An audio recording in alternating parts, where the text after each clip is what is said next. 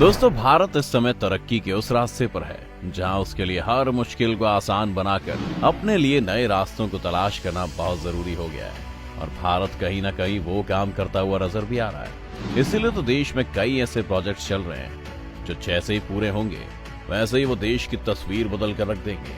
आज की इस वीडियो में हम आपको कुछ ऐसे ही मेगा प्रोजेक्ट्स के बारे में बताने जा रहे हैं जो आने वाले समय में भारत का भविष्य तय करेंगे। हिमाक प्रोजेक्ट 17,800 फुट की ऊंचाई पर बन रही ये सड़क लद्दाख के सासोमा से सासेर ला के बीच कनेक्शन का एक जरिया बनेगी। अधिकतर सर्दियों के महीने में इनका कनेक्शन बाकी हिस्सों से कट जाता है। सासेर ला को सासेर दर्रा के नाम से भी जाना जाता है। काराकोरम पर्वतीय श्रृंखला में पड़ने वाला ये सबसे ऊंचा दर्रा है।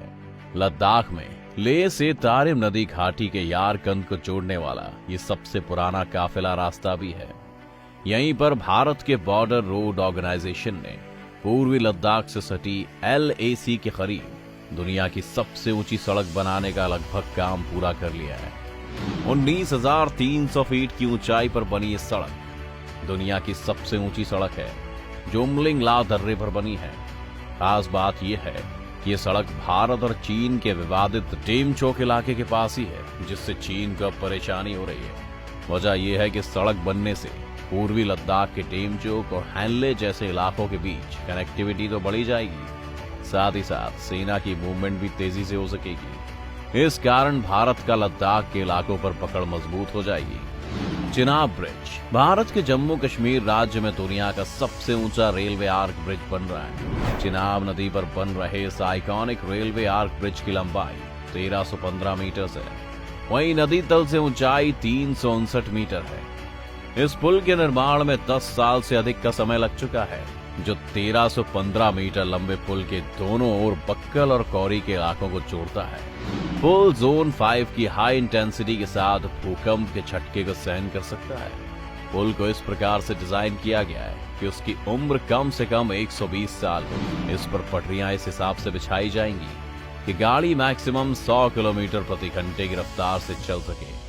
ढांचे के अलग अलग पार्ट्स को जोड़ने के लिए लगभग 584 किलोमीटर वेल्डिंग की गई है। पुल को आतंकवादियों और बाहरी हमलों से बचाने के लिए पर्याप्त सुरक्षा प्रबंध किए गए हैं, क्योंकि पुल से पाकिस्तान की हवाई दूरी सिर्फ 65 किलोमीटर है। पुल के महराब के 359 मीटर नीचे बह रही चिनाब नदी के ठीक ऊपर पुल बनाना काफी जोखिम भरा था। इस पुल का निर्माण भारत में किसी रेल परियोजना के सामने आने वाली सबसे बड़ी सिविल इंजीनियरिंग की चुनौती है। पुल के उत्तरी छोर पर केबल क्रेन के पायलन की ऊंचाई 127 मीटर है, जो कुतुब मीनार की ऊंचाई से 72 मीटर से भी अधिक है। वहीं फ्रांस की राजधानी पेरिस के फेमस आईफिल टावर से भी ये पुल 35 मीटर ऊंचा है। दिल्ली मुंबई एक्सप्रेसवे भारत के सबसे बेहतरीन एक्सप्रेसवे का निर्माण कार्य भारत में अपने पीक पर चल रहा है। यह हाईवे देश की तस्वीर बदलने में काफी होगा। यह हाईवे एक्सेस कंट्रोल है। इसका मतलब है कि हाईवे के बीच में एक तरफ से दूसरी तरफ कोई भी आ जा नहीं सकेगा। एक्सप्रेसवे का निर्माण पूरा होने के बाद फ्यूल की खपत में 32 करोड़ लीटर की कमी भी आएगी। CO2 उत्सर्जन में 85 करोड़ किलोग्राम की कमी आएगी, जो कि 4 करोड़ पेड़ लगाने के बराबर है। यह पर्यावरण के लिए काफी फायदेमंद होगा। हाईवे पर हर 500 मीटर पर रेन वाटर हार्वेस्टिंग सिस्टम होगा। एक्सप्रेसवे के दोनों तरफ 40 लाख पेड़ लगाए जाने की योजना है। इस एक्सप्रेसवे पर हेलीपैड भी बनाया जाएगा। इससे दुर्घटना की सूरत में पीड़ितों को जल्द से जल्द निकाला जा सकेगा। इसी हाईवे में बूंदी सवाई माधोपुर के बीच दुनिया का दूसरा सबसे बड़ा ग्रीन ओवरपास जंगल वन्य जीवों के संरक्षण को लेकर 3.5 किलोमीटर के अंतराल में 5 ग्रीन ओवरपास का निर्माण किया जा रहा है। ये overpass Ranthambore national park, Bundi Ramgarh tiger reserve और Kota Mukundra hills tiger reserve के बीच कॉरिडोर पर बनाया जा रहा है। इन तीनों नेशनल पार्क में वन्य जीव आसानी से जा सकते हैं। साथ ही 4 किलोमीटर पर tunnel Mukundra hills tiger reserve भी बनाई जा रही है। दिल्ली से मुंबई का सफर आने वाले समय में महज 12 से 13 घंटे में पूरा किया जा सकेगा। दिल्ली मुंबई एक्सप्रेसवे का निर्माण पूरा होने के बाद दिल्ली में DND से मुंबई के बीच की दूरी में 130 किलोमीटर की कमी आएगी। वर्तमान में दिल्ली से मुंबई की दूरी सड़क मार्ग से करीब 1510 किलोमीटर है। एक्सप्रेसवे बनने के बाद इसकी दूरी 1350 किलोमीटर रह जाएगी। ये एक्सप्रेसवे फिलहाल 8 लेन का होगा। सेंट्रल विस्टा परियोजना के तहत भारत में एक नए संसद भवन और एक नए आवासीय परिसर का निर्माण किया जाएगा। इसमें प्रधानमंत्री और उपराष्ट्रपति के आवास के साथ साथ कई नए कार्यालय भवन और मंत्रालय के कार्यालयों के लिए केंद्रीय सचिवालय का निर्माण किया जाना है। सेंट्रल विस्टा परियोजना की सितंबर 2019 में घोषणा की गई थी। इस सेंट्रल विस्टा में एक केंद्रीय सचिवालय का भी निर्माण किया जाएगा। इसके साथ ही साथ इंडिया गेट से राष्ट्रपति भवन तक 3 किलोमीटर लंबे राजपथ में भी बदलाव किया जा सकता है। सेंट्रल विस्टा इलाके में नॉर्थ और साउथ ब्लॉक को म्यूजियम में बदल दिया जाएगा।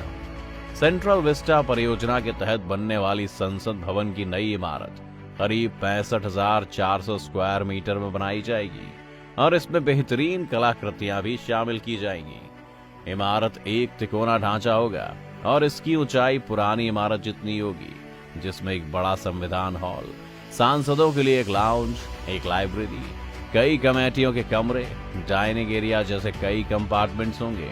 बता दें कि इसके लोकसभा चैम्बर में 888 सदस्यों की बैठने की क्षमता होगी, जबकि राज्यसभा में 384 सीट्स होंगी। 971 करोड़ रुपए में नई पार्लियामेंट बिल्डिंग बनाने का प्रोजेक्ट टाटा प्रोजेक्ट को मिला है।